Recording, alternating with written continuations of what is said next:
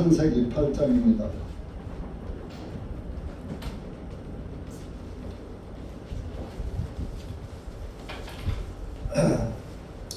창세기 8장 1절에서 14절까지 읽겠습니다. 시작. 하나님께서 노아와 모든 생물과 강조 안에 그와 함께 있는 모든 가축을 기억하셔서 바람을 땅 위에 지나게 하시니 물들이 줄어들었고 깊음의 샘들과 하늘의 창들도 닫혔으며 하늘에서 비도 그쳤고 물들은 땅에서 계속하여 물러갔고 150일이 지난 후에 물들이 줄어들었더라. 일곱째 달 곧 그 달 17일에 방주가 아라랏 산들 위에 쉬었으며 물들이 10월까지 계속하여 줄어 있는데 열째 달 곧 그 달 첫째 날에는 산들의 봉우리들이 보였더라. 40일이 지난 뒤에 노아가 자기가 만든 방주의 창문을 열고 그가 한 까마귀를 내어 보냈더니 그 까마귀가 땅 위에서 물들이 마를 때까지 왕래하였더라. 또 노아가 한 비둘기를 내보내어 물들이 지면으로부터 줄어들었는지를 알아보려 하였으나 비둘기가 그 쉴 곳을 찾지 못하고 방주로 들어와 그에게로 오니 이는 온 지면 위에 아직도 물들이 있기 때문이라. 그러므로 그가 손을 내밀어 그 비둘기를 붙들어 방주한 자기에게로 받아들이고 그가 7일을 더 기다렸다가 그 비둘기를 방주로부터 다시 내보냈더니 저녁 때에 비둘기가 그에게로 돌아왔는데 보라 그 입에 뜯어낸 올리브 나무 잎이 있더라. 이에 노아가 땅에서 물들이 줄어든 것을 알았으며 그가 또 7일을 기다렸다가 비둘기를 내어보냈더니 비둘기가 다시는 그에게로 돌아오지 아니하였더라. 601년 첫째 달 바로 그 달 첫째 날에 물들이 땅 위에서 마르매 노아가 방주의 뚜껑을 열고 보았더니 보라 지면이 말랐으니 둘째 달 바로 그 달 17일에 땅이 말랐더라. 기도하시겠습니다.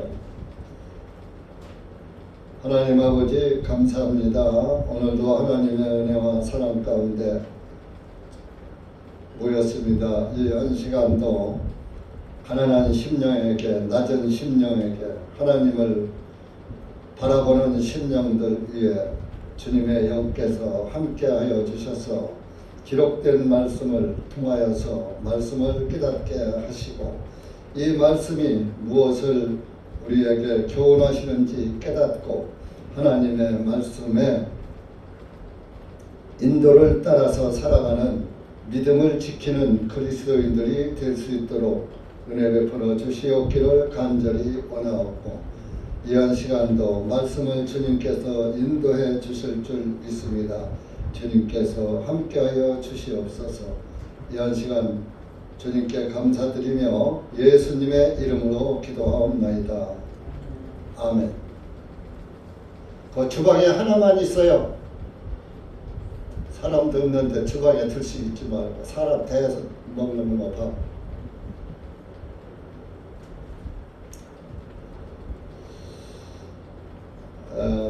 창세기 7장에서는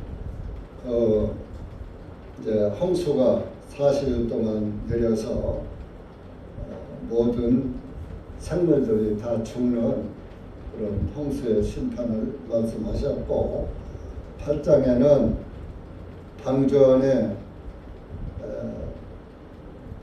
있었던 사람들이 이제 땅으로 나와서 노아의 8식구가 하나님께 감사하고 살아가는 그런 그때부터 이제 또 제2의 시대가 은혜 시대가 들어온 것을 8장에서 말씀하고 있습니다.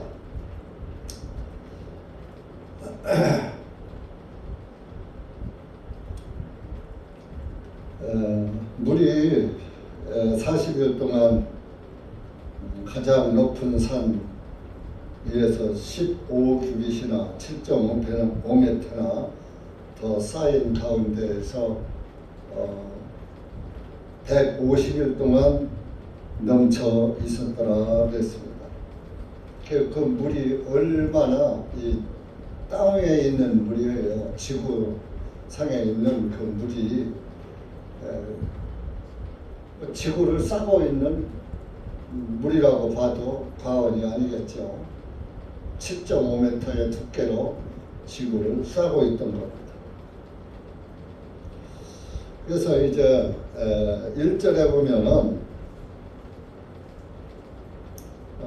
이렇게 물로 세상을 감싸고 있으면 방주 안에서도 먹는 것이 한계가 있지. 쌓아온 양식이 다 하면은 다 또 굶어 죽게 되잖아요. 그렇다면 하나님의 계획은 잘못된 계획이 될 것입니다. 그래서 하나님께서 그 방주 안에 있는 영혼들을 기억하셔서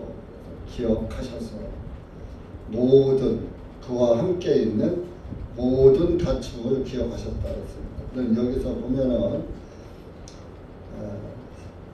사람만 기억하신 게 아니라 짐승까지도 다 기억을 하시고 살려내실 방도를 찾으신 거예요. 그 방도가 물을 말리는 방법인데 바람을 땅 위에 지나가게 하시니 물들이 줄어들었고 그랬습니다. 참 사람의 생각으로는 납득이 안 갈, 이해할 수 없는 그런 그 상황에 있습니다. 여러분들도 이 세상을 살아가고 또 신앙생활을 함에 있어서 내 생각 가지고서 신앙생활을 하면 안 됩니다. 왜? 하나님이 하시는 일을 우리가 측량할 수 없잖아요. 그런데 그 하나님의 일을 측량할 수 없는데 그 측량하지도 못하면서 하나님의 말씀에 그 깊이를 모르면서 내 생각을 가지고 하나님의 생각을 잘못됐다. 왜 이러실까? 하나님. 이렇게 하면 안 된다 이겁니다. 우리가 신앙생활함에 있어서도 내 생각을 버리고 해야지 돼요. 우리가 이런 말씀을 들을 때도 내 생각을 버리고 들어야지 돼요. 아니, 어떻게 바람이 불으면 파도나 일으키지 어떻게 물이 물러갈 수가 있을까? 여러분 사람의 생각으로 그 납득이 갑니까?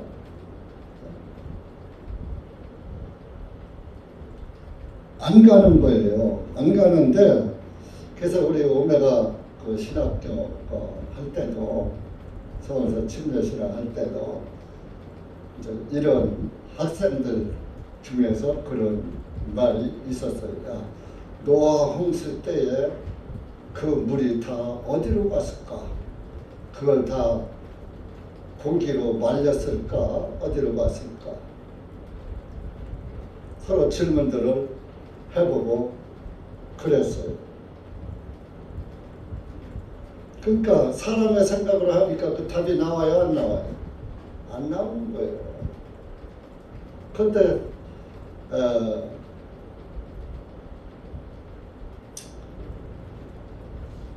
성경을 펴고 그러면 노아 홍수 때에 그 물을 어떻게 말리셨나 해서 이제 그 성경을 펴봤어요. 이렇게 바람물로 말리셨다. 바람으로 그 많은 물이 말려지겠어요. 그래서 실제적으로 올바른 답을 찾지 못했어요. 그 이후에 좀 설교에서도 또 그런 설교는 또 잘 안 나오더라고요. 이제 목회를 하면서 또 선대 그리스도인들의 주석도 보면서 이렇게 성경을 참고해 보니까 출애굽기 홍해바다 사건에서부터도 그 홍해바다를 가를 때 바람으로 가르셨더라고요. 출애굽기 14장 한번 찾아보세요.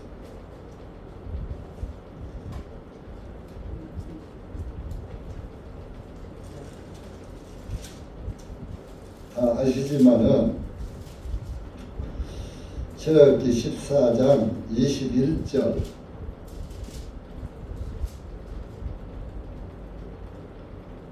홍해바다가 이제 그 앞에 놓여 있을 때의 현상입니다. 홍해바다가 갈라질 때 말이죠. 21절부터 시작. 모세가 바다 위로 그의 손을 내밀었더니 주님께서 밤새도록 강한 동풍으로 바다를 뒤로 물러가게 하시어 바다를 마른 땅으로 만드시고 물이 갈라졌더라. 이스라엘 자손이 바다 한가운데로 들어가 그 마른 땅 위로 통과하고 물은 그의 오른편과 왼편의 벽을 이루었더라. 바람을 말린 게 아니라 바람을 갈라버렸어요. 바람으로. 이제 바람으로 갈라버렸지, 갈라버리니까 마른 땅이 나오더라 이런 얘기죠. 그래서 이스라엘 사람들은 물 한 방울 안 묻히고 홍해바다를 건너간 거예요. 이스라엘 사람들이 다 건너가고 나니까 뒤에 따라오던 애굽의 군사들이 홍해바다 한 가운데 왔을 때 하나님이 그 홍해바다 물을 다시 합치게 했어요. 그러니까 갈라졌던 것이 다시 딱 이어져 버렸죠. 여러분, 바닷물이 좌우 벽을 이루어서 쌓여 있었더라 이겁니다. 물이 어디로 간 게 아니에요. 그러니까 여러분, 사람의 생각으로 그게 가능해 보입니까? 물을 막았다는 것은 뚝을 싸서 방파제를 해서 막는 건 있어도 아무런 그 시설이 없는 상태에서 물이 갈라져서 벽을 좌우로 쌓여 있다. 아니 그게 소설 같은 이야기지 실제 사람으로 믿어집니까? 근데 여러분들 하나님을 보이지 않는 하나님을 믿듯이 그 사실도 믿으셔야지 되는 거예요. 그러니까 내 생각으로는 그게 될 수가 없잖아요. 그러니까 내 생각은 버려야지 되는 거예요. 신앙생활을. 그래서 자기를 육신을 쳐서 복종시키라는 것이 뭐예요? 육신 생각을 쳐서 하나님 말씀에 순종하게끔 복종하게끔 하라. 그 하나님 말씀에 불순종하고 믿음을 따라가지 않게 만드는 것이 잡생각을 줘가지고 내 생각을 분산시켜서 잘못된 그 썩을 생각으로 부패한 생각으로 돌아가게 하는 것이 내 생각이다 이겁니다. 그래서 이렇게 출애굽기에도 그렇지만은 그 바람에 대해서도 예수님께서 마태복음에도 그게 나온 게 신약에 있잖아요. 마태복음 8장 한번 가보시죠. 아시는 분 있지만 여러분들이 또 이럴 때 확인도 다시 한번 해볼 필요가 있습니다.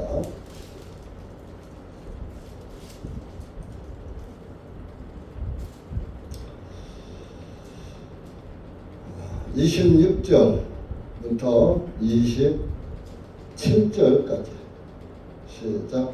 주님께서 그들에게 말씀하시기를 오 믿음이 작은 자들아 어찌하여 너희는 두려워하느냐 하시고 즉시 일어나서 바람과 바다를 꾸짖으니 매우 잔잔하여 지거늘 그 사람이 심히 놀라며 이분은 도대체 어떤 분이시기에 바람과 바다까지도 그분께 순종하는가 하니라.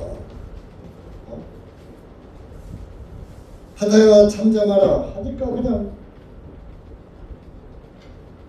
바다가 잠잠해져. 바다를 꾸짖으니 그 풍랑에서 배가 파손될 정도로 그런 위험에 처했던 배가 바다가 네 하고 순종해서 잔잔해지더라고요. 그러니까 예수님은 그 불안에 떠는 제자들에게 뭐라고 했어요? 믿음이 작은 자들아 어찌하여 너희는 두려워하느냐? 여러분, 내가 흔들리는 배 안에 있다 이거예요. 근데 그 안에 방주 안에 예수님이 하나님이 함께 계셨을까요? 안 계셨을까요? 방주 안에 계셨기 때문에 들어오라 그런 거예요. 밖에 있었다면 들어가라 그래야지 되는 거예요. 그러니까 하나님이 함께 계셨으니까 방주가 안전했죠. 그러면 이 배 안에 예수님이 함께 계셨어요? 예수님이 안 계셨어요? 네? 계셨잖아요. 예수님이 여기서는 주무셨다고 하는데 다른 데 가면 예수님은 그렇게 폭풍우가 다른 데 보면은 그 폭풍우가 막 불어치는데도 예수님은 태연하게 주무시고 계시는 거예요. 제자들이 보니까. 그러면 예수님이 편안히 주무시고 있으면 예수님 옆에 바짝 붙어 있으면 될 것을 예수님을 막 깨웠어. 주님 큰일 났어요. 배가 가라앉았어. 이게 하나님 생각이요, 내 생각이에요. 내 생각을 쓸만해요. 쓸만 못하고 버릴 것이요. 버려야지. 자존심도 버려야. 내 생각 안에 자존심 다 들어있는 거예요. 그러니까 예수님이 함께 계시면은 주님이 계신데 뭐 걱정이야. 주님이 다 우리를 책임지실 테지 하고서 깨우지 말았어야지. 그런데 깨웠다. 여기서도 오늘 읽은 데서도 주님 큰일 났습니다 하고서 그냥 불안해하니까 뭐라고 그랬어요? 25절에 우리를 구원하여 주시옵소서. 25절에 깨웠다고 나오네. 그분을 깨우며 말씀드리고 주님 우리를 구원하여 주옵소서. 우리가 죽어가고 있나이다.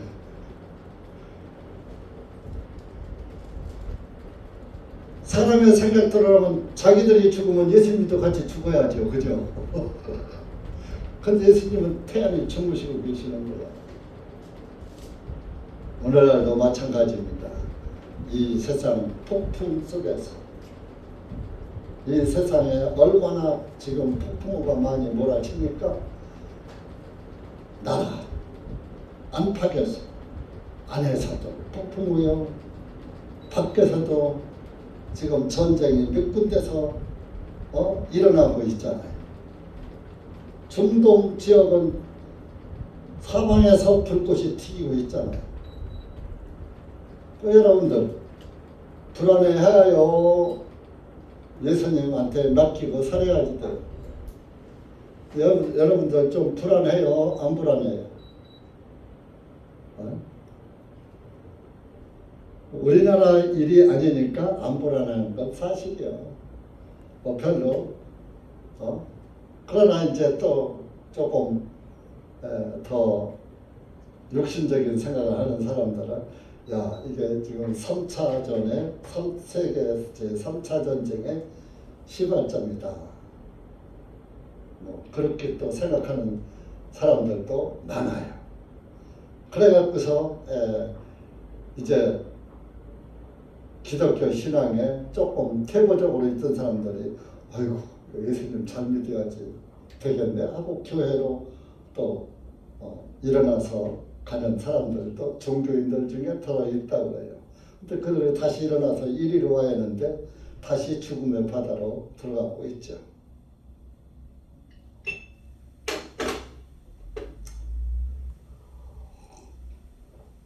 여러분들이 정말 복음의 귀중함을 아시는지 모르시는지 참 이해가 안 가.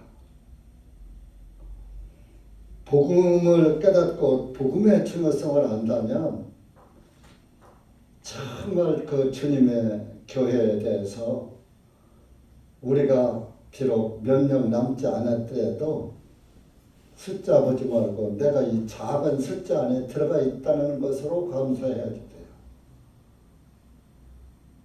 노아의 8 식구 타인 하나도 없어요. 자기 식구만 있었어요. 그래도 그것이 노아의 인도하에 방주 안에서 살아났던 거예요. 그러니까 하나님의 교회는 요란스럽고 숫자가 많고 크고 웅장하고 그런 것이 아니지만은 예수 그리스도 안에 있으면 구원의 길로 들어가고 있다는 것을 여러분들이 아셔야 돼요. 왜 남들은 다 지금 세상에서 희희낙낙하는데 우리는 이 배 안으로 들어가지 돼. 이 세상 다 이 아름다움을 보고 그 답답한 칸막이 속으로 왜 들어가지 돼? 들어갈 때예요.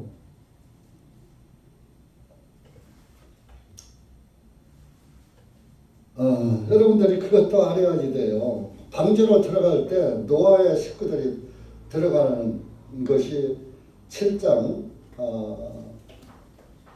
나와 있어요. 거기 들어갈 때 13절 보면 곧 그날에 7장 13절입니다. 노아와 그의 아들들과 셈과 함과 야벳과 노아의 아내와 그의 아들들의 세 아내가 함께 방주 안으로 들어갔고, 왜 여기서 이렇게 분리해 놨을까요? 노아와 그의 아들들 3명, 셈과 함과 야벳, 또 그의 아내, 그리고 또 아들들의 아내, 며느리죠. 따로 들여버렸다 이거예요. 방주 안에. 한 방에 다 들어간 게 아니라 방주는 칸들을 막아놨잖아요. 설계도에 보면은. 그래서 짐승 들어가는 칸 있고, 짐승들은 아라칸에 넣겠죠. 무게가 크고 숫자가 많으니까. 방주가 3층이니까 한 2층은 잠기고 1층만 위로 떴던 거예요. 그 3층에 노아의 식구들이 들어가요. 사람 햇빛을 보여 살으니까 창들이 있었잖아요. 창문을 내고 칸들을 막고 창문을. 방주 안에서 아들과 며느리와 남녀의 구별을 따로 해서 칸칸이 따로 담았던 거예요. 따로 들어가게 했던 거예요. 세상이 심판을 하는데 그 안에서 어떠한 그 육체 일이 이루어지지 않게 하기 위해서. 그것은 곧 뭐냐?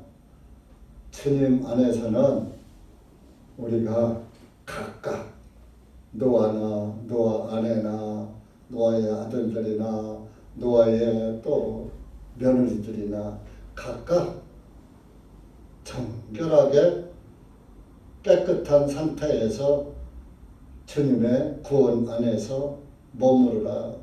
구원을 믿고 그 안에서 정숙하게 있어라. 그런 의미도 담겨져 있는 거예요. 그 나올 때는 나와서는 이제 뭐 각각 부부 관계로 돌아갈 수가 있잖아요. 그래서 이 나올 때도 8장 16절에 보면은 너는 내 아내와 내 아들들과 너와 함께한 네 아들들의 아내들과 함께 그 방주로부터 나가라. 각각 나가야지. 들어올 때도 각각 들어오야 하고 나갈 때도 각각 나가는 거예요. 여러분들 구원은 각각이에요. 여기서 노아가 들어갔어요. 근데 아내 보고 들어오니까 아내가 안 들어와. 아들들 보고 들어오니까 안 들어와. 며느리들 보고 그러니까 안 들어와. 구원 받아요? 못 받아요? 못 받는 거예요. 근데 여기에서 보면은 요 노아의 식구들은 불순종한 게 보여요? 안 보여요? 노아 말에 100% 순종하고 아멘. 우리가 여기를 왜 들어가야 돼요? 아니 무슨 비가 온다고 그래요? 무슨 홍수가 난다고 그래요? 지금 여러분들이 그 모양이에요. 네? 물론 이 세상이 망한다고 그래요. 무슨 예수님이 다시 오신다고 그래요. 무슨 새 하늘과 새 땅이 이루어진다고 그래요.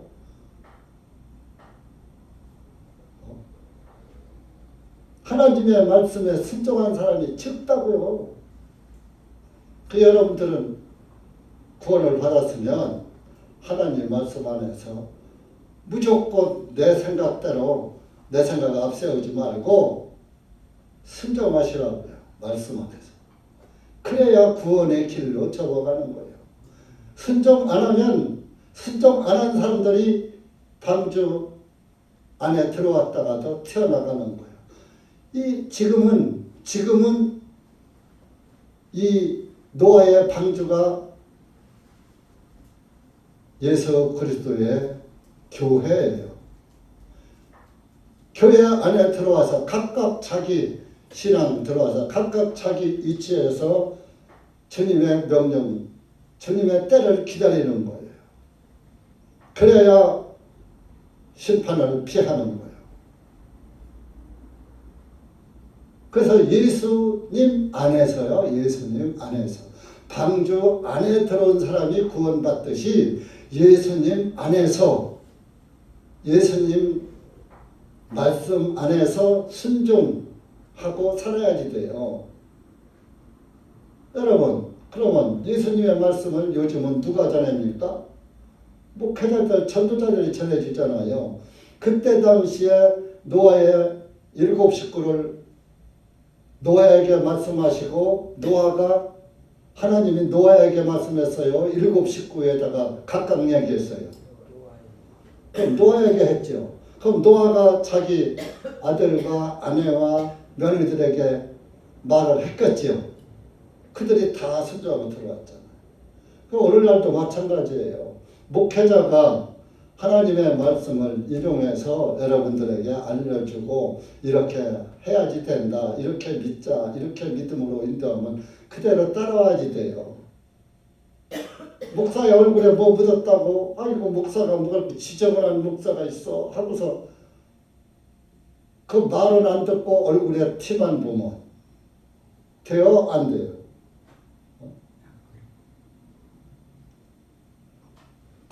목사의 겉모습은 보지 말라고요.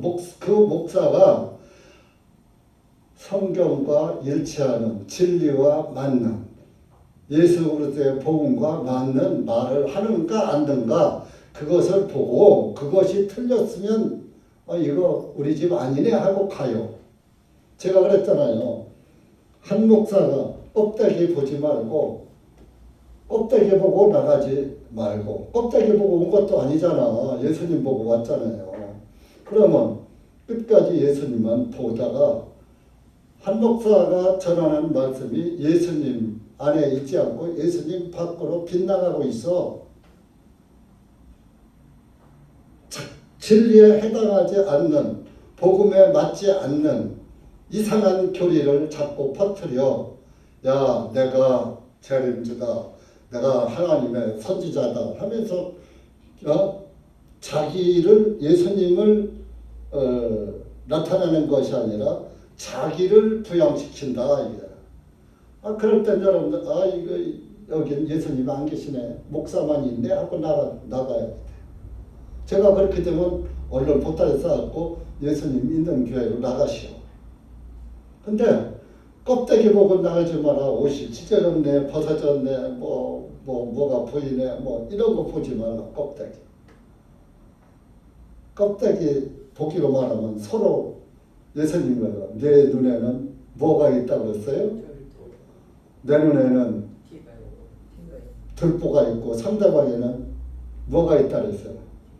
상대방의 티를 보고 있는 네 눈에는 들보가 있다 그랬잖아요. 그러면 내 눈에 들보를 가지고서 상대방의 티를 보니까 들보가 크게 보이니까 상대방의 티가 자기 들보가 크게 보이는 건 깨닫지 못하고 상대방의 티가 크게 보이는 거야. 들보같이. 그것도 왜 말씀이, 그러니까 제가 이 말씀을 드리는 것은 노아의 순종을 우리가 배우자 하는 의미에서 말씀드리는 거예요. 그래서 이렇게 이제 바람을 일으켜서 물을 물러가게 했다 그랬어요.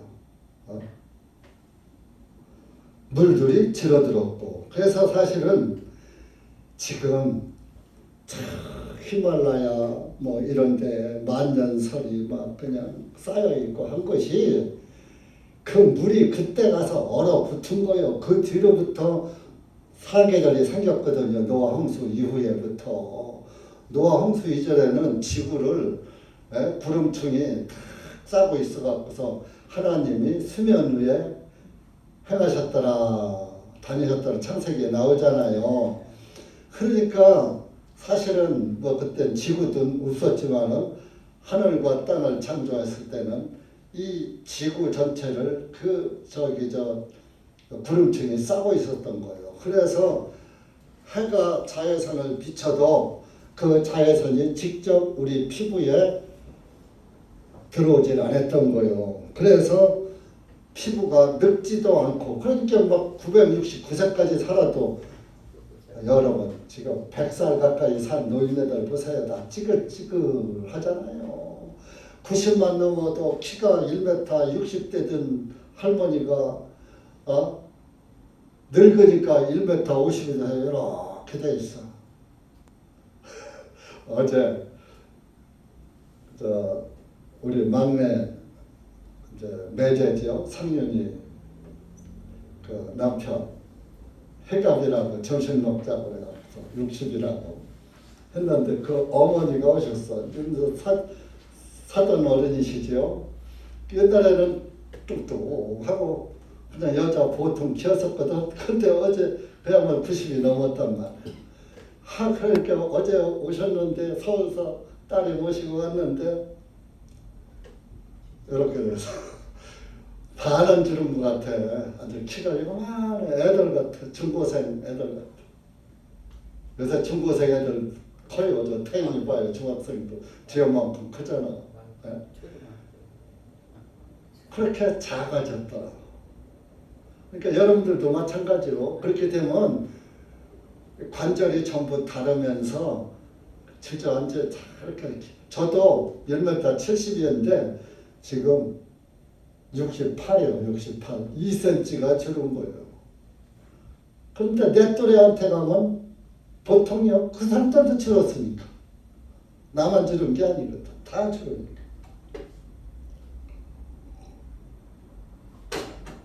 그러니까 그때 당시는 1000년을 살아도 피부가 패동패동하고 아프지도 않았고, 그때는 정말 그 깨끗한 것만 먹고, 그러니까 노아 홍수 전에는, 그러니까 사람들이 969세까지 장수를 했던 거, 1000년을 살았던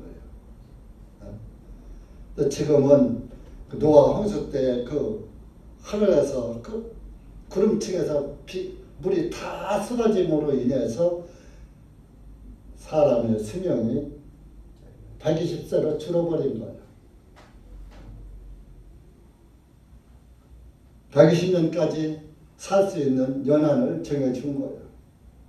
그래도 하나님께서는 120년 동안 살면서 너희들이 나를 찾아서 구원을 받아라 하면서 120년이라는 그 긴 세월을 줬는데 인간들이 자기 멋대로 하나님 없이 막 살다 보니까 수명이 짧아지는 거예요. 지금은 이제 의학의 힘으로 80세, 90세, 100살도 넘기는 수가 많지만 100살을 넘기는 수는 세계 인구에 따지면 비례하면 몇 프로밖에 안 되는 거예요. 다 7, 80에 거의가 죽어요.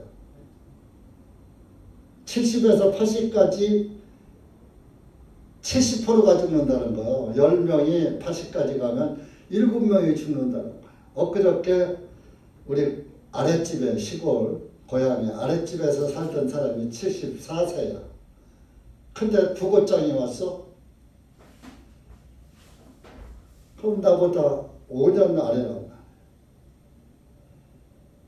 야, 그러네. 나는 벌써 79세인데 내년이면 80이네. 야, 나도 오래 살았네.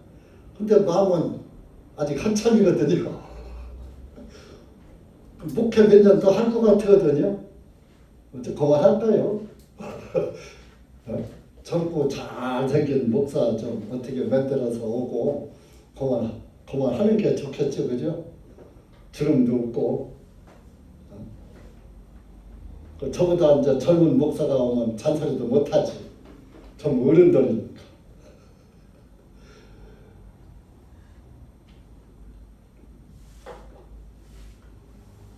제가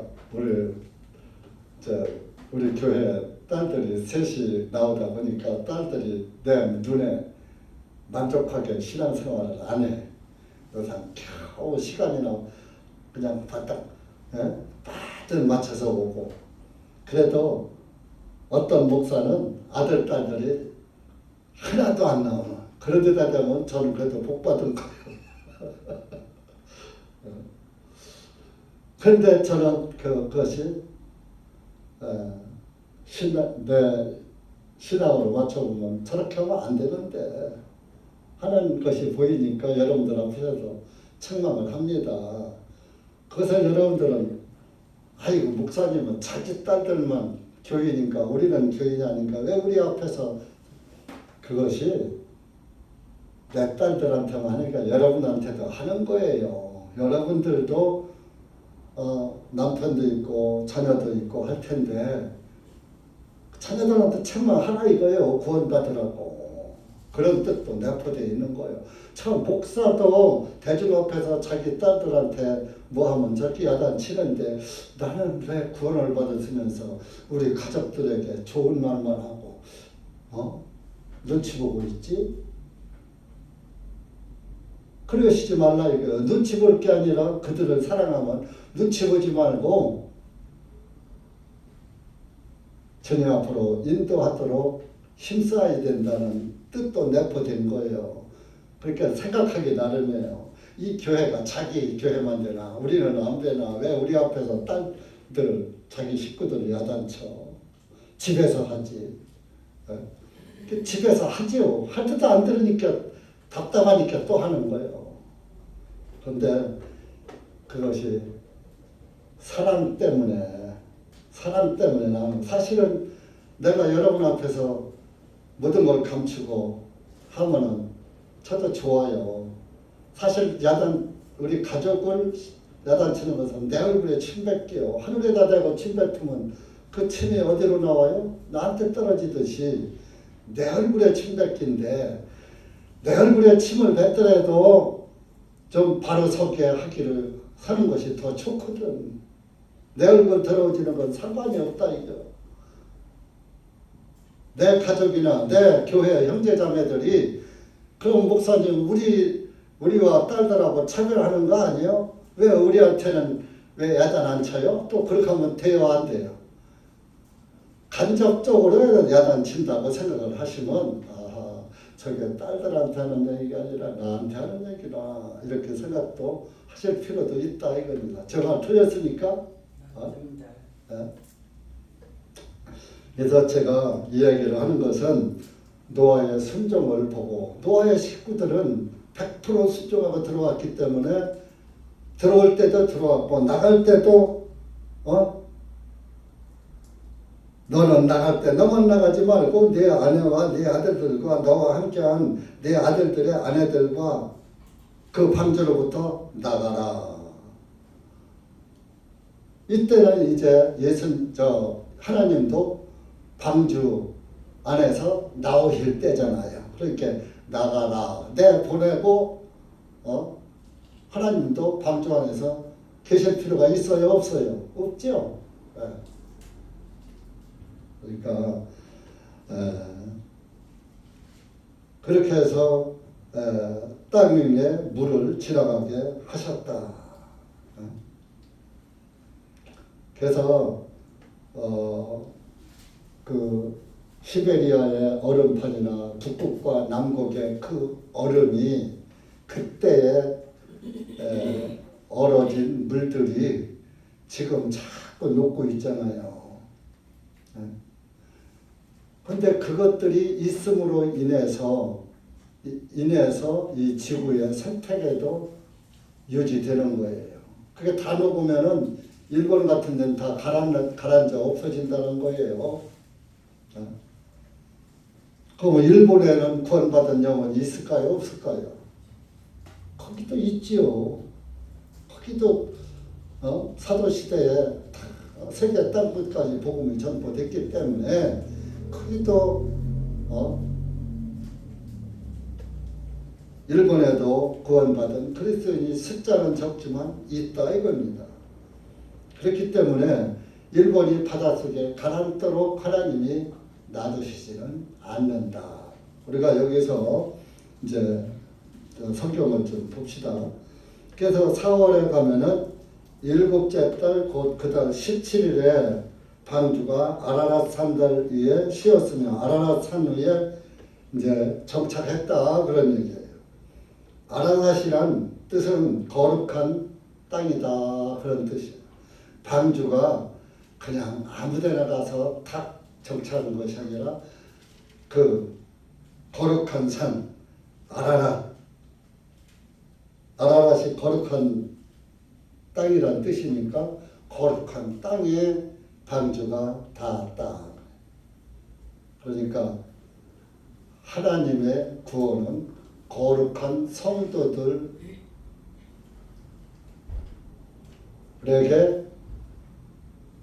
연합되어 있는 거예요.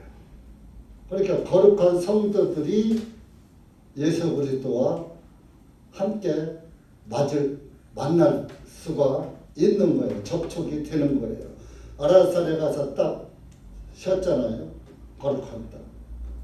하나님도 거룩한 성도들과 함께 하시는 것을 의미하는 거예요.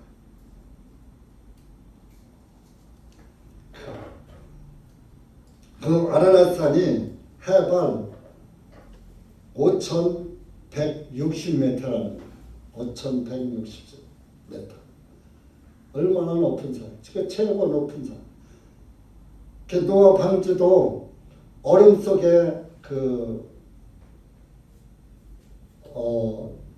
파묻혀 있다가 이제 지구가 살살 얼음이 녹으면서 온난화가 되면서 방주가 우리 수양회 때 보셨죠? 방주가 저 터키 그 얼음 산에서 반쯤 얼음 속에 묻혀 있고 반쯤은 나와 있는 거 보셨죠, 그죠? 뭐 성경 자료도 있는데 그래서 그러니까 방주도 결론적으로 예증에 얼음 속에서 발견된 것처럼 방주가 얼음 속에서 발견됐다는 증거는 노아 홍수 때 물이 얼면서 북쪽 지방으로 이렇게 남북 북쪽으로 몰면서 거기에 방주도 14여 이제 그 나온 뒤에 물속에서 얼었던 것이 증명이 되는 것입니다. 그래서 노아 홍수는 노아 방주는 그냥 지어낸 얘기가 아니다 사실이다. 그래서 그것을 세계에다 발표하려고 했는데 어느 악의 세력이 그것을 발표 못하게 해가지고 세상 사람들에게 그것이 공개가 안 된 거예요. 그래서 그리스도인들만 성경학자들은 아는 거예요. 일반 교회 사람들은 방주가 얼음 속에 실존에 있다는 것 자체도 알지 못해요. 그래서 이제 이렇게 4절에 그달 17일에 방주가 아라드 산들 위에 쉬었으며 물들이 10월까지 계속하여 줄어들었는데 열째 달 곧 그달 첫째 날에는 산들의 봉우리들이 보였더라. 그러니까 40일이 지난 후에 노아가 자기가 만든 방주문을 열고 그가 한 까마귀를 내어 보냈다. 그래서 이제 40일이 지난 것을 한번 봅시다. 40일이 지나니까 물들이 다 줄어들었다 이겁니다. 비가 내릴 때도 40일 동안 내렸어요.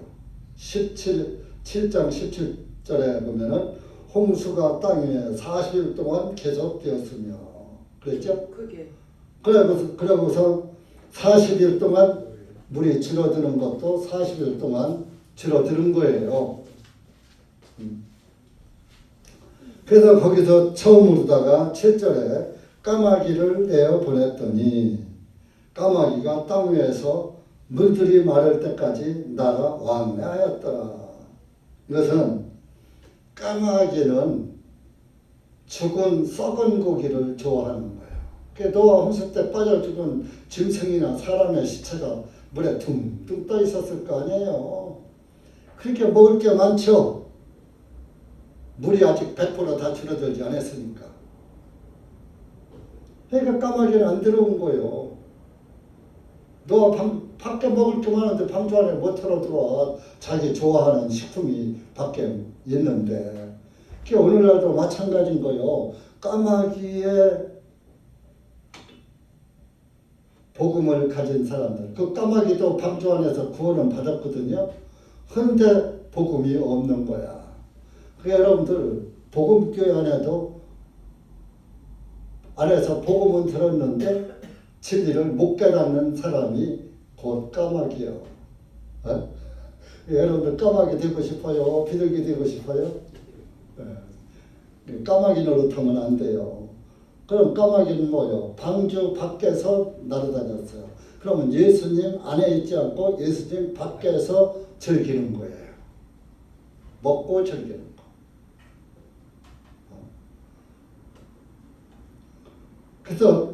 그래서 그 까마귀는 곧 율법이다. 자, 율법은 우리의 기쁜 소식을 줘요, 못 줘요? 못 주죠. 율법으로는 죄를 깨닫는다.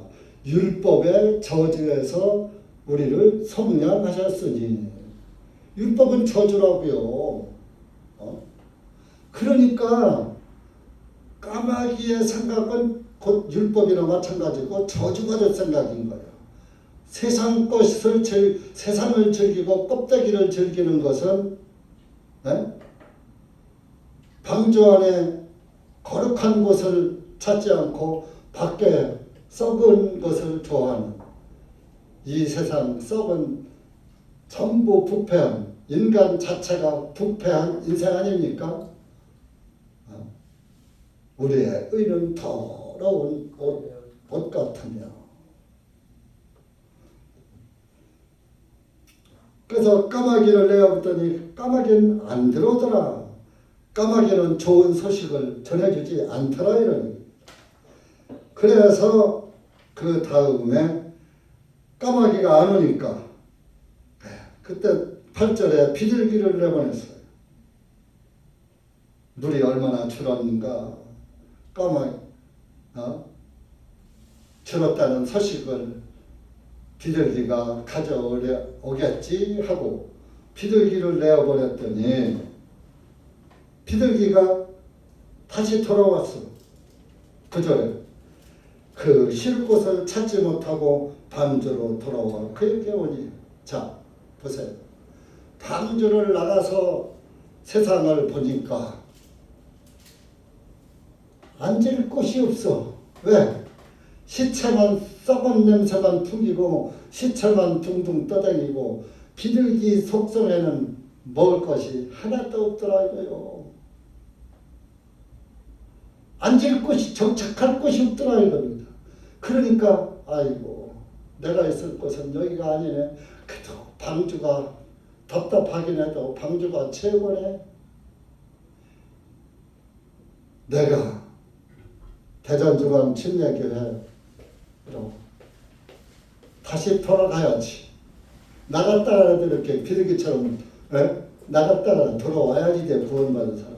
야 따라서 다른 복음교회를 찾아가 보니까 거기도 썩은 냄새가 나더라. 복음이 있다고 해서 가보니까 거기도 썩은 냄새가 풍기더라. 게다가 대전중앙침례교회도 냄새가 나긴 나는데 방구 냄새 나긴 나는데 방구는 생리적으로 나는 거니까 방구 냄새는 그건 우리가 나도 방구 끼니까 그 방구 냄새는 뭐 내 방구 냄새 다른 사람도 맡을 거 아니야? 그러니까 그건 쌤쌤하고 그냥 그래도 대전교회가 좋다 이래야지. 그래 돌아와야지. 이거 나갔다가 구원이 있다면 진짜 참 복음을 사랑한다면 내 영혼을 진짜 복음 안에 예수님 안에 맡기고 살 그런 신앙이라면 그래도 가보니까 저기도 하니까 복음교라고 하면서 11조도 받고 헌금 강요도 하고 이것 해라 저것 해라 물질 챙기는데 하는데 그래도 대전교회는 그래도 자율적이더라. 그 회개보고 다시 이거 또 하지 말아야지 돼요. 근데 안 하면은 뭐라고 하는지 알아요? 아니 헌금 내가 이렇게 많이 하는데 그 돈을 목사가 다 먹는 거야 삼키는 거요 어디 갔다가 어떻게 쓰는 거요. 수처를 모르니까 또 오해가 난무할 거 아니에요.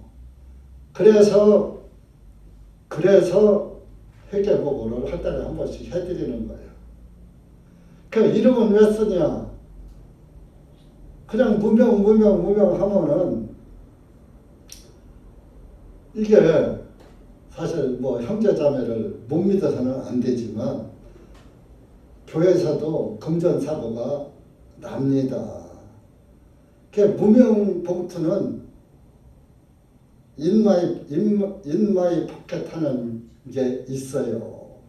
그래서 바로 저 서울교회에서도 그런 일이 있었고 재정에 대한 그런 재정 보는 그 집사들이 목사는 관리 안 하니까 무명으로 하면 그 인마이 포켓도 한단 말이에요. 그래서 그런 걸 방지하기 위해서 그냥 또 저 형제는 나보다 믿음이 약한데도 그래도 감사 생활을 하네 하고 또 신앙생활에 촉진제도 될 수 있고 또 내 헌금이 제대로 교회로 들어갔는지 안 들어갔는지 확인할 수 있는 기회도 되잖아요.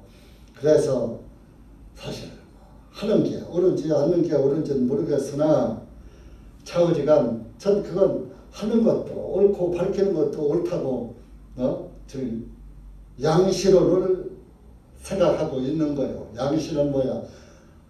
무명으로 그냥 하는 것도 옳고 이름을 밝히는 것도 또 한편 옳다.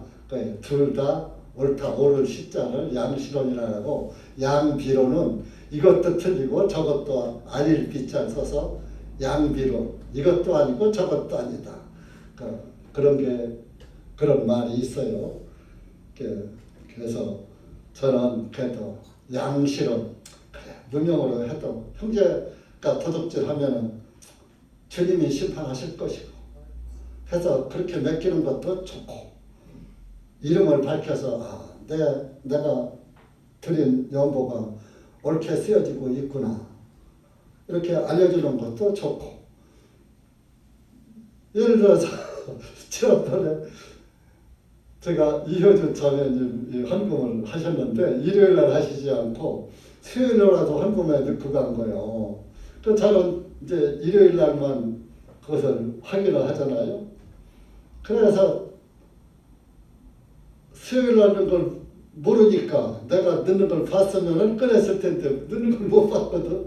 그러니까 그냥 안 꺼냈지. 안 꺼내고서 오늘날 마감해서 이효주 자매님 헌금이 빠졌어. 근데 그 다음에 주일날 회개보고 주님 목사님 나 했는데 왜 없어요 이러더라고.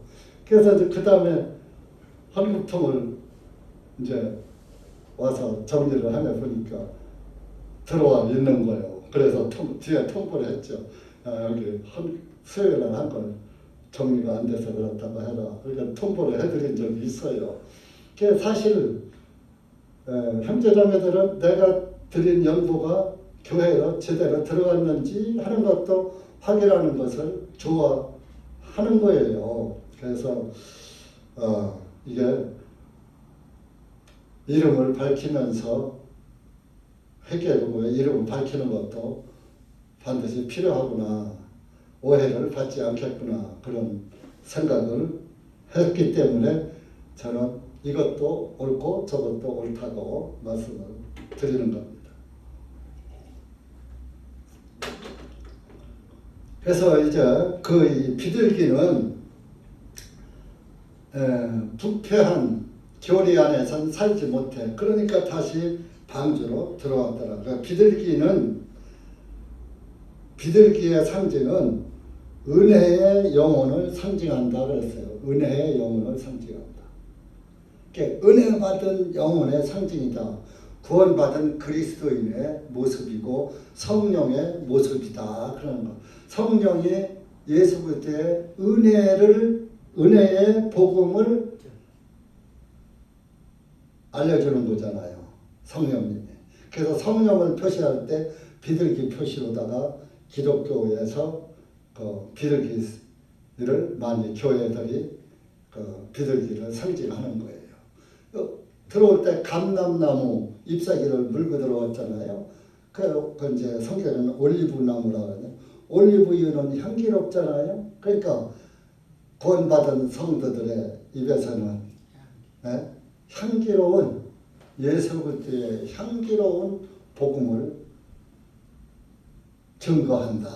해서 비둘기가 올리브나무 잎을 입에 물고 왔더라. 그 비둘기는 좋은 소식을 전해준 거예요. 이제는 나가도 됩니다. 배 안에 안 있어도.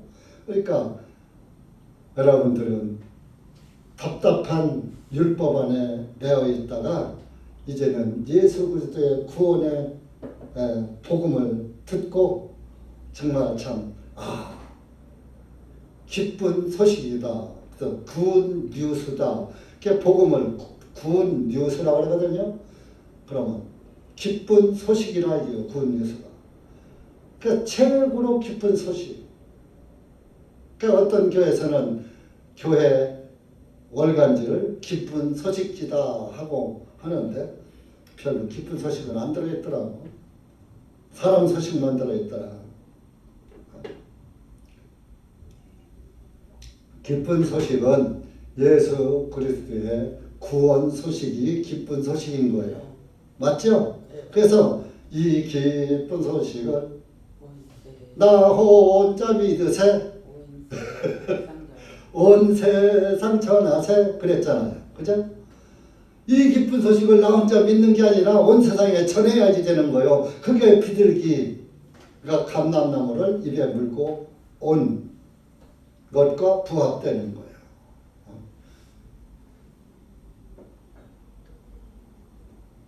그래서 우리가 좀 어떻게라도 복음을 또 여기서 하는데 너무 전도가 침체되어 있고 안 돼서 또 뭐 코로나로 인해서 뭐 또 교회가 문 닫은 교회들도 많답니다.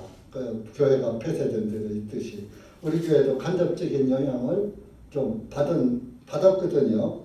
그래서 우리가 이제 좀 전도라도 해보자 하고 지금 물티슈는 준비가 됐는데 나머지가 아직 좀 준비가 덜 된 것 같습니다.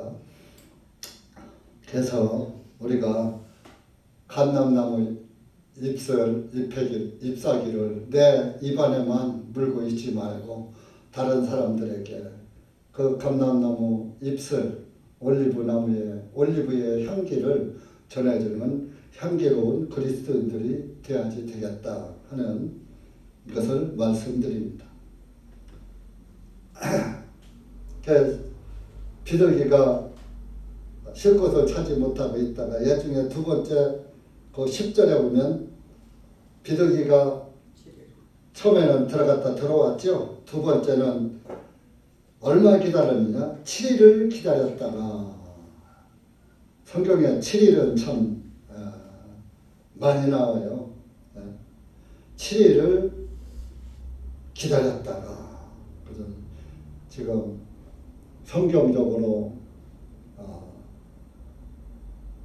구약 4,000년, 신약 2,000년, 저 6,000년에다가 7일이면은 앞으로 1,000년, 7,000년을 상징한다 하는 그런 분들도 있습니다. 그 실제적으로 그 7이라는 숫자는 안식의 숫자입니다. 그래서 7일을 기다렸다가 비둘기를 내보냈더니 올리브나무 잎을 물고 11절에 돌아왔더라. 때가 되니까. 그래서 그 11절에 보면 저녁 때에 비둘기가 그에게로 돌아왔다. 올리브나무가 있었더라. 때가 차니까 기쁜 소식이 들려왔다. 이겁니다. 그래서 갈라디아서 4장 한번 가보세요. 때가 차니까 우리에게 무슨 소식이 들려왔나. 갈라디아 4장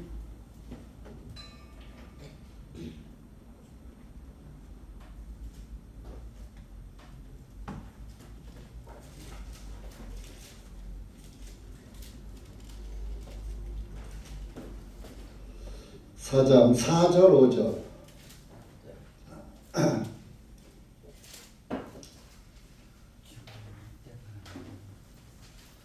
시작. 충만한 때가 오매 하나님께서 자신의 아들을 보내시어 여자에게 나게 하시고 율법 아래 있게 하신 것은 율법 아래 있는 자들을 구속하시어 우리로 하여금 아들들로 입양되게 하려 하십니다. 너희가 아들들이므로 하나님께서 자기 아들의 영을 너희 마음속으로 보내시어 아바 아버지라 부르게 하셨느니라. 충만한 때가 왔다는 것은 때가 찼다 그런 얘기입니다. 개혁성에는 때가 차매 그랬어요.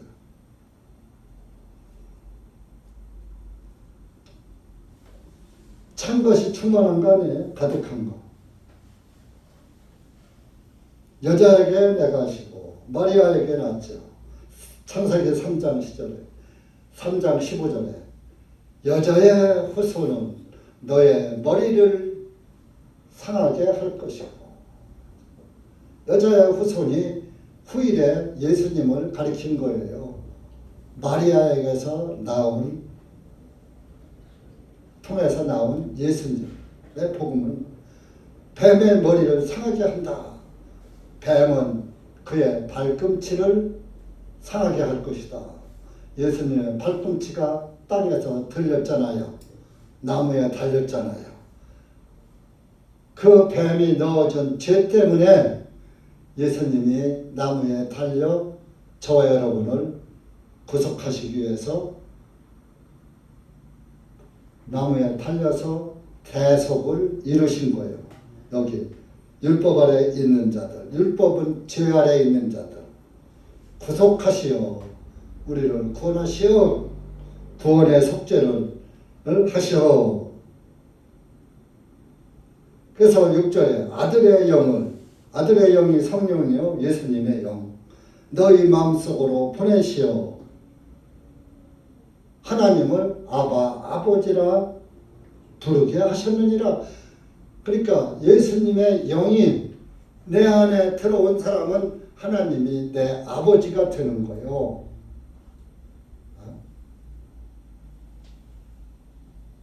그러니까 구원 못 받고 아버지 하는 것은 남의 아버지 부르는 거예요. 여러분, 옆집 아이가 와서 나보고 아빠, 아버지 그러면 그렇게 되면 어떻게 돼요? 당장 우리 사모가 당신 무슨 짓을 했어? 대뜸 그럴 거 아니에요. 그리고 옆집 아이가 분명히 나한테 와서 아버지라고 했어. 그런데 가만히 보니까 여러분이 제 아버지도 물러보고 와서 아무나 옆집 아저씨 보고 만나는 대로 아버지 하네. 그러면은 야 이놈은 정상이 아니구나. 돌았구나. 정신병자구나. 오늘날 지금 기독교 종교인들이 그래요. 하나님의 아들로 다시 태어난 사실 없이 사냥마다 아버지 불러 밤마다 아버지 불러 하나님이 뭐라고 하시겠어요? 이놈은 보라는 성경 구절을 안 보고 딴짓만 하고 대한민국의 대전 시내에 진실한 그래도 복음을 전하는 하나무교회가 있건만은 왜 거기 안 가서 딴 놈한테 가서 마귀 소리만 듣고 와서 마귀짓만 하는구나. 헛소리 듣고 와서 헛소리만 하는구나. 내가 언제 네 아버지 됐느냐. 성경에 그래서 이 불법을 행한 자들아 내게서 떠나가라. 나는 너를 도무지 알지 못한다. 마귀와 그 사자들을 위하여 예비한 그 영영한 불로 들어가라. 하나님께서 아버지라고 한다고 받아주는 게 아니잖아요. 네?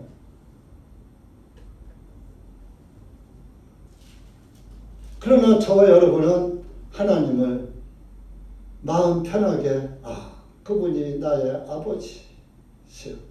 말씀으로 다시 태어나서 말씀의 자녀예요. 말씀의 자녀가 아닌 사람들은 하나님의 말씀을 듣지 않는다 그랬어요. 그러니까 하나님 말씀 안 듣는 거 보면 저건 마귀 새끼인지 하나님 자녀인지 아는 거예요. 요한복음 8장 나오죠. 예수님께서 하신 말씀이에요.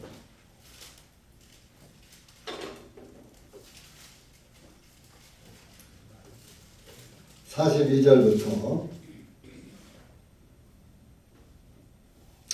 44절까지 시작. 예수님께서 그들에게 말씀하시되 만일 하나님께서 너희 아버지라면 너희는 나를 사랑하였으리니 이는 내가 하나님께로부터 나와 여기에 왔으며 내가 스스로 온 것이 아니라 그분께서 나를 보내셨기 때문이라. 어찌하여 너희는 내 말을 깨닫지 못하느냐. 이는 너희가 내 말을 들을 수 없음이로다. 너희는 너희 아버지 마귀에게서 나와서 너희 아버지의 욕망들을 너희가 행하고자 하는도다. 그는 처음부터 살인자요 그 속에 진리가 없으므로 진리 안에 거하지 못하느니라.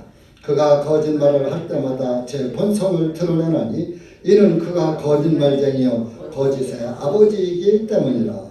그런즉 내가 너희에게 진리를 말하므로 너희가 나를 믿지 아니하는도다.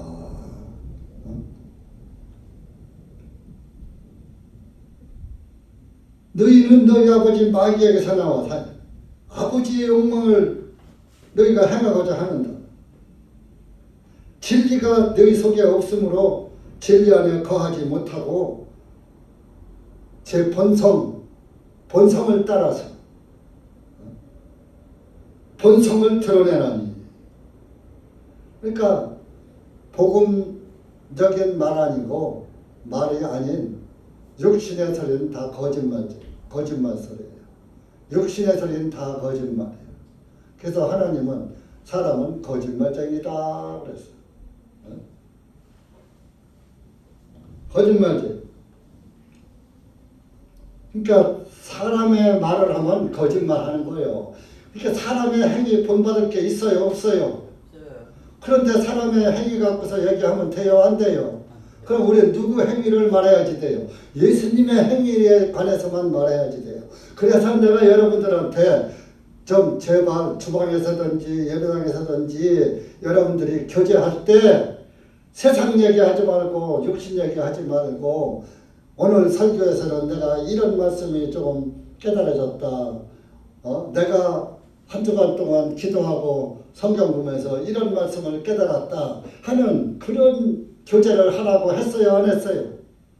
그런데 여러분들 교제하는 거 보면 한마디도 오늘 성경, 오늘 목사님 말씀이 틀렸는데 틀린 건 틀렸다고 해도 돼요. 제가 어떤 때 말 실수할 때도 있기 때문에 내가 어떤 때 들으면 실수할 때 가끔 있더라고요. 꼭 알려주면 고마워요. 그러면 그런 걸 안 잊어버려요. 저도 다음에 안 헷갈린다. 근데 그걸 모르고 그냥 지나가면 또 헷갈릴 수 있어요. 알려줄 때 어떻게 알려주느냐? 별거 다 가르쳐주네. 대중 앞에서 목사님 그거 틀렸어요. 그러면은 대중 앞에서 목사님 망신 주는 거 아니에요. 그리고 다른 사람이 아이고 저 목사님은 설교 똑바로 못하네. 헛소리만 하네. 이렇게 하니까 그 사람들이 은혜를 못 받는 거예요. 그러니까 그 사람들을 위해서 저를 위해서가 아니라 살고만 목사님 오늘 말씀은 이런 말씀 아니에요. 요거는 그 말씀이 아니고 이 말씀 아닌가요? 이 말씀이잖아요. 하면 따지지 말고 이런 말씀 아닌가요? 하면 제가 보고 그러네요. 형제님 말씀이 옳으네요. 이렇게 해서 고칠 수가 있는 거예요. 그러면 저도 거기에 각인이 돼서 다음에 실수해요 안 해요? 않는 거예요. 두 번 실수는 않는 거예요. 그런데 대중 앞에서 그래 보면은 다른 사람이 그 다음부터 아이고 목사님은 설교 저렇게 헛소리도 많이 하는구나 하고서 선입감이 들어서 은혜를 못 받는다 이거예요. 그러니까 다른 사람을 위해서 이것은 덕이 안 된다. 복음 전하는 데에 10마디에서 10마디가 다 옳은 소리를 해야지 되는데 100마디를 1시간 반 동안 하다 보면 말을 목상 많이 하잖아요. 그러니까 말이 많으면 티도 많은 거예요. 하다 보면 좀 여러분들 듣기 싫은 소리도 나올 때가 있어. 그것은 티는 티로다가 그냥 깎아내면 되는 거예요. 가려내버려요. 말씀의 칼로 깎아내버려요. 그래서 그 한문 서적에 그런 말도 있어요. 백규지정은 상감하여 아니면 흰옥의 티는 이렇게 오히려 갈아서 내면 되지만 사언지정은 불가하여 이 말의 티는 어떻게 없앨 수 없느니라 그랬어요. 그러니까 말의 티가 참 무서운 거예요. 하얀 옥에 티가 있단 말이에요. 그거는 가려내면은 없어져. 근데 말의 티는 한번 뱉은 말은 주워 담으면 못 주워 담아? 못 주워 담잖아요. 그래서 사언지정은 이 말의 티는 어떻게 할 수 없느니라 그랬어요. 가히 어떻게 할 수 없다. 그러니까 말 조심해라 그런 얘기죠. 저도 조심해서 하느라고 하는데 그래도 실수할 때가 있어요. 그러니까 그런 거는 그냥 예수님의 말씀으로 그냥 가려 주시고 그저 예수님의 복음의 말씀만 들으시면 좋아요. 자, 그 요한복음 8장에 47절부터 47절만 읽으세요. 시작. 하나님께로부터 나온 자는 하나님의 말씀을 듣나니 너희가 듣지 아니하는 것은 너희가 하나님께로부터 나오지 아니하였기 때문이라 하시니라.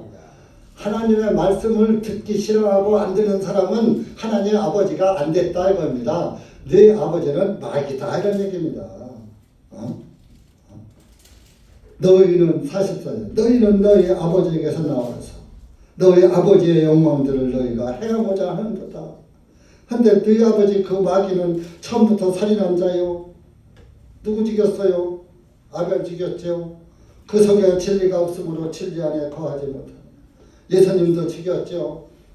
그가 거짓말할 때마다 제 번성을 들어 그가 거짓말쟁이요 거짓의 아버지 마귀이기 때문이다.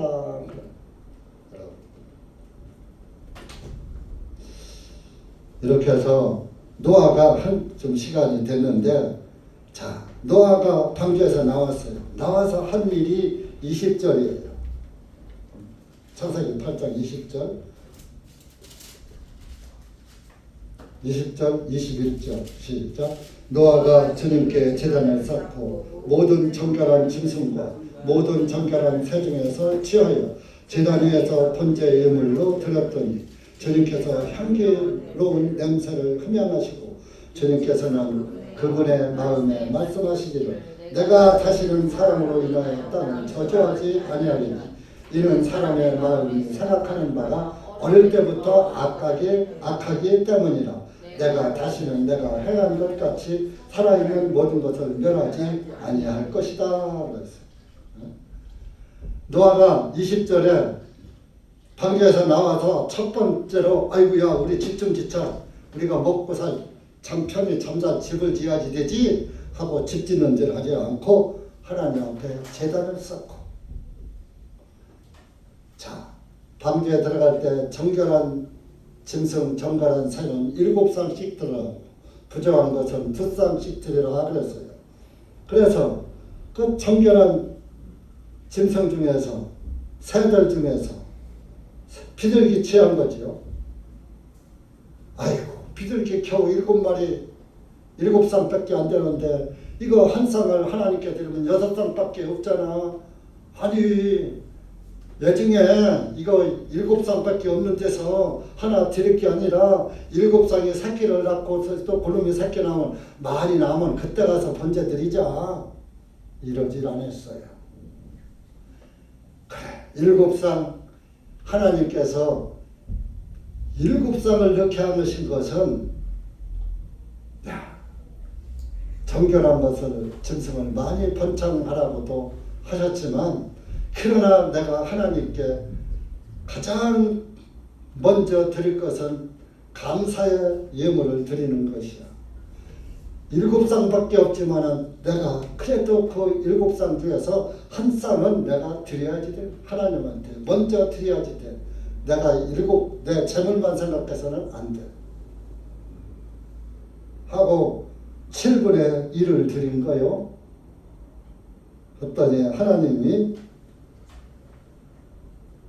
21절에 향기로운 냄새를 흠양하시고 그랬어요. 그 예물을 받으시고선 하나님이 이제는 내가 다시 사람을 이제 저 땅에 저주하지 않을 것이다. 그러니까 여기 땅을 저주하지 않는다 그랬어요.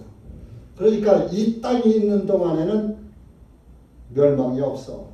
이 땅 자체가 없어져야, 천지가 없어져야 없어지게 하실 때까지는 땅이, 그러니까 제3차 전쟁 핵전쟁을 해도 땅을 없앨 수 있어요 없어요? 지구는 안 날아가요. 핵을 해도. 그러니까 그런데 베드로후서에 보면은 하늘과 땅은 전부 불살로 없앤다.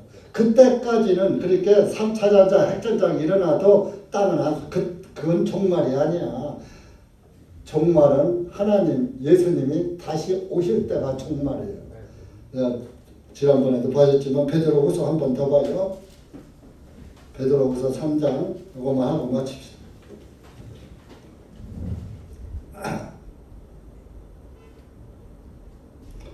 그 주님의 날이 다 도적같이 오는데 많은 성경학자들이 이제 예수님께서 오실 때가 가까워졌다. 그래서 성경학자들이 말하기는 뭐 성경에서 그날과 그 시는 모른다고 그랬고, 그것은 마태복음 24장에 말씀이긴 하지만은 예수님 오실 날짜는 사실 밤에 도적같이 온다는 거예요. 도적같이 오면 도적령이 언제 오는지 알아요? 몰라요? 모르죠? 그래서 이렇게 오시죠. 10절 3장 10절부터 시작. 그러나 주님의 날이 밤에 도적같이 이르리니 그날에는 하늘들이 큰 소리와 함께 사라지고 원소들이 뜨거운 열에 녹을 것이며 땅과 그 안에 있는 일들도 불타버릴 것입니다. 이렇게 일부 모든 것들이 해체될 것을 보므로 너희가 어떠한 사람들이 되어야 마땅하냐? 모든 거룩한 행실과 경건함으로 하나님의 날이 오기를 바라보고 간절히 사모하라.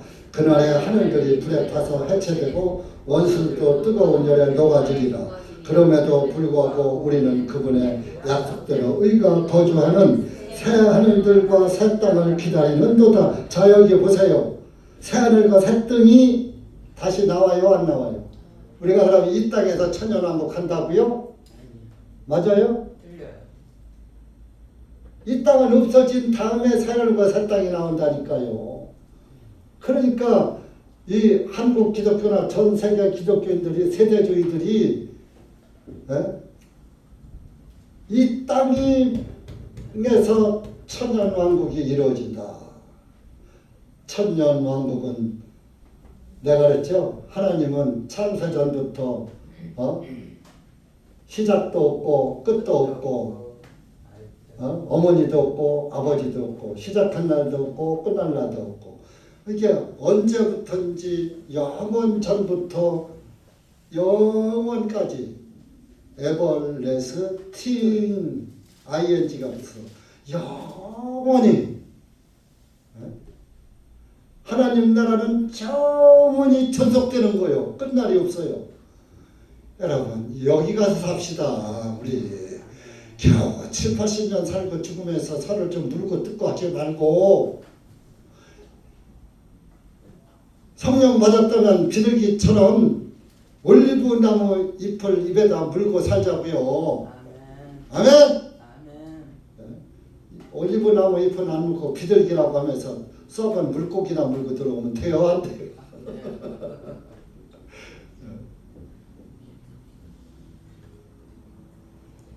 그러니까 여러분 새 하늘과 새 땅에 들어가자고요. 우리는 이 저주받은 땅, 이 땅은 아담 때에 저주를 받았어요.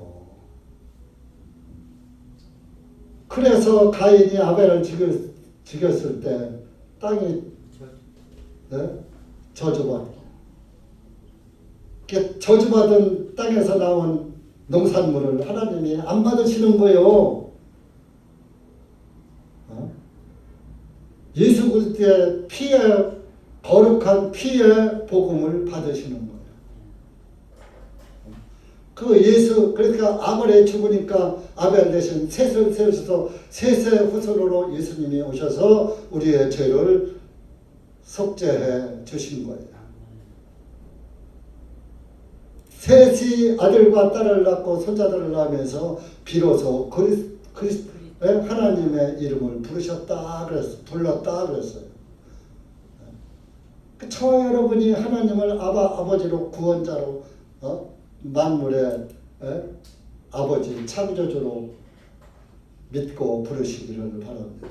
그리고 이 세상 안에서 그 썩어질 것, 그거 뭔가 쳐다보지 마시고 바라지 마시고 나의 영원하신, 영원부터 영원까지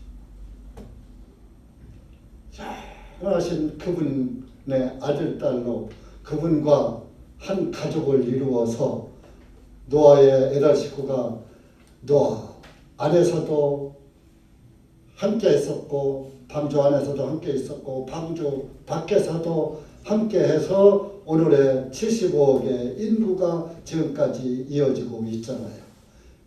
그런 것처럼 우리도 예수님 안에서 영원히, 예수님, 그리고 노아가 예수님 하나님의 음성에 들어오고 나가라면 나갔지. 그 안에서 왜 이렇게 우리를 여기다 오래 놔두십니까 하고 불평 한마디 했어요? 안 했어요? 불평 한마디 안 했어요. 하나님의 말씀에 따라서 그대로 순종했어요. 오늘 창세기 8장을 쫙 읽어보셔. 7장 8장을 쫙 노아가 반발한 적이 있는가? 우리도 하나님 말씀에 오직 순종하심으로만 믿음을 지키시기 바랍니다. 그런 분이 지혜롭고 그런 분이 참 그리스도입니다. 기도합시다. 하나님 아버지 감사합니다. 오늘 우리가 노아 방주 사건을 놓고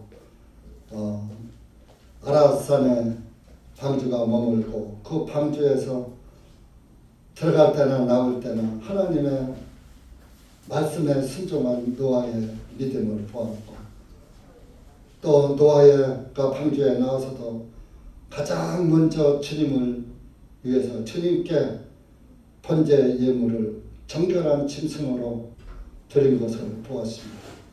우리가 구원을 받았다면 항상 세상 먼저 나 먼저 육신의 일이 먼저 할 것이 아니라 하나님의 은혜가 가장 앞장서서 나를 이끌어갈 수 있고 나와 하나님의 말씀이 동행한다는 사실을 깨닫고 항상 하나님의 말씀의 인도를 따라 사는 그리스도인이 되시고 사람 보고 따라가는 육신적인 사람 되지 말게 하시고 말씀의 인도만 따라가는 순종하는 그리스도인들로 끝까지 남아서 새 하늘과 새 땅 안에서 영생할 수 있도록 은혜 베풀어 주시옵소서.